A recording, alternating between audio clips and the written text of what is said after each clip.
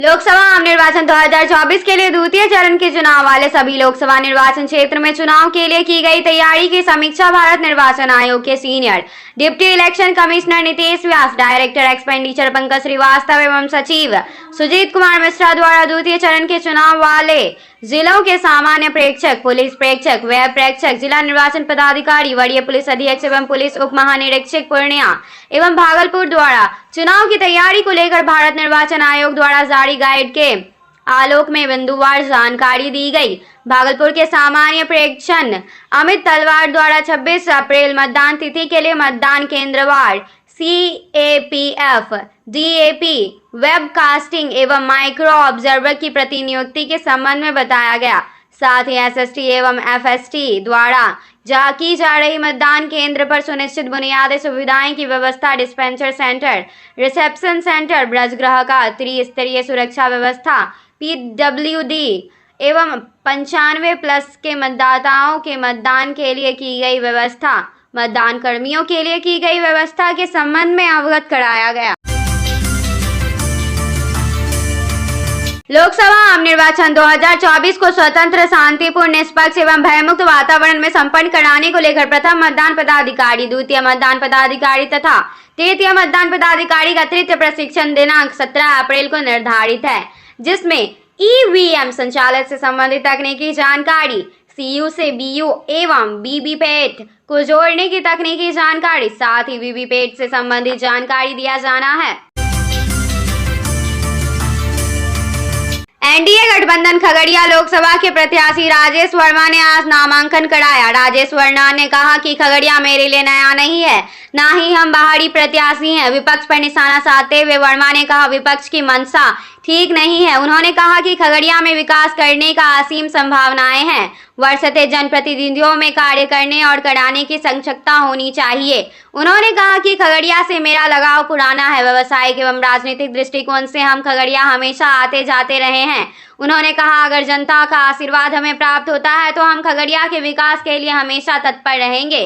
गठबंधन के नेताओं के हाथों को मजबूत कर खगड़िया का विकास का काम जरूर करेंगे। न पात न धर्म न मजहब, बात हम लोग नौजवान साथियों की, बात हम लोग खगड़ियाओं की एक अलग पहचान की, किस तरीके से उद्योग और रोजगार की, शिक्षा और स्वास्थ्य की, मूलभूत समस्याओं से समाधान की और केंद्र और राज्य सरकार की तमाम जन कल्याण योजनाओं को उन तक पहुंचाने की, इस विषय को लेकर हम लोग आगे बढ़ेंगे। इस साल हम लोग इस पर काम करेंगे और मुझे लगता है कि 5 साल के काम के दम पर फिर हम लोग वापस लोगों के बीच आएंगे और मैं इस बात को आप तमाम मीडिया बंधुओं के माध्यम से लोकसभा क्षेत्र के सभी आम आवाम के बीच ये कहना चाहता हूँ, ये विश्वास दिलाना चाहता हूँ, अगर इस पर 5 साल प्रमुखता से मैंने काम नहीं किया तो दोबारा आपके बीच हाथ जोड़कर मतदान मांगने, वोट मांगने नहीं आऊंगा।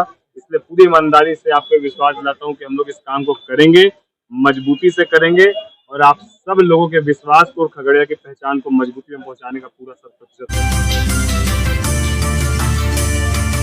भागलपुर के सनहौला थाना क्षेत्र स्थित राधिका क्लिनिक में एक गर्भवती महिला को 24 मार्च को भर्ती कराया गया था, जहां पर ऑपरेशन के बाद महिला ने नवजात शिशु को जन्म दिया। इसके बाद डॉक्टर ने महिला को घर भेज दिया। घर आने के 2 दिन बाद महिला की तबीयत अचानक बिगड़ गई, जिसके बाद परिजनों ने राधिका क्लिनिक के डॉक्टर से संपर्क किया और फिर अस्पताल में भर्ती करवाया। इसके बाद यहां पर डॉक्टरों ने 2 इंजेक्शन दिया, जिसके बाद कुछ ही देर में महिला को दर्द से राहत मिली, लेकिन फिर अचानक तबीयत बिगड़ गई, जिसके बाद डॉक्टर से बेहतर उपचार के लिए जवाहरलाल नेहरू मेडिकल कॉलेज अस्पताल में भर्ती कराने की सलाह दी। गंभीर स्थिति में महिला के परिजनों ने मायागंज अस्पताल में भर्ती कराया, जहां पर डॉक्टरों ने बेहतर उपचार के लिए पटना PMCH रेफर कर दिया, जहां पर इलाज के दौरान महिला की मौत हो गई। तो बोला कि इसका दिमाग काम नहीं किया, ये डर के मारे यहाँ चला यहाँ ऑपरेशन किया।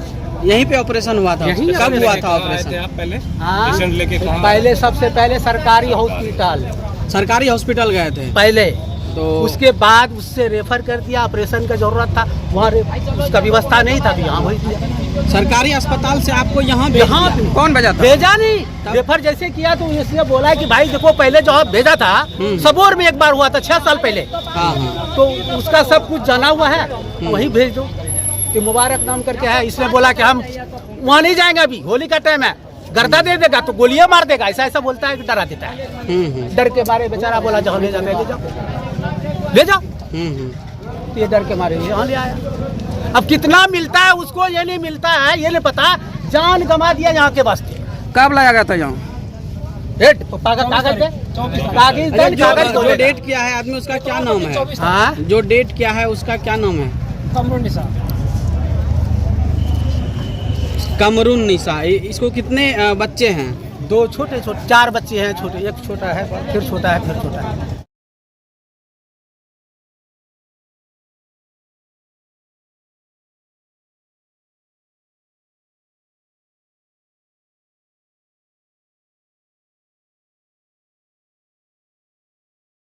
ये क्लिनिक फर्जी है, इसमें ताला लगना चाहिए। आए दिन यहाँ पेशेंटों का शोषण होता है और मतलब डेट हो जाता है, बॉडी भेज देता है पटना। अच्छा, क्या हुआ अभी वर्तमान में जो आया था पीड़ित परिवार को, क्या सुनने में आया कुछ मुआवजा का डील हुआ है? क्या आखिर बातचीत हुआ? डील हुआ है मुआवजा का। क्या क्या कितना में डील हुआ?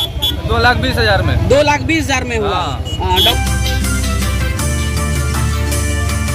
भागलपुर जिला के सुल्तानगंज प्रखंड के बाद थाना क्षेत्र के दौलतपुर गांव में सुंगटिया बहियाड़ में घोड़े पर सवार 5 अज्ञात अपराधियों ने 2 किसानों के ऊपर गोलीबारी की, जिसमें एक किसान की मौके पर मौत हो गई, वहीं दूसरा किसान घायल हो गया। इस गोलीबारी की घटना की सूचना ग्रामीणों के द्वारा बाढ़ थाना अध्यक्ष को दिया गया। सूचना मिलते ही बाढ़ थाना अध्यक्ष कन्हैया झा एवं सुल्तानगंज थाना अध्यक्ष प्रिय रंजन कुमार पुलिस बल के साथ तुरंत ही घटनास्थल पर पहुंचकर छानबीन में जुट गए।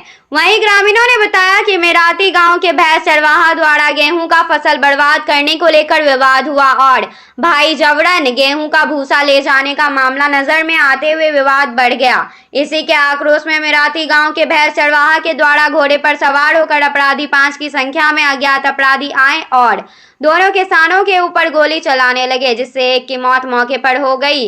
इस गोलीबारी घटना में मुकेश कुमार मंडल की मौके पर ही मौत हो गई, वहीं दूसरे कार्य लाल मंडल को बीच में गोली लगने से गंभीर रूप से घायल हुए हैं। वहीं घायल युवक को पुलिस बेहतर इलाज के लिए जवाहरलाल नेहरू चिकित्सा अस्पताल भागलपुर भेजा गया तथा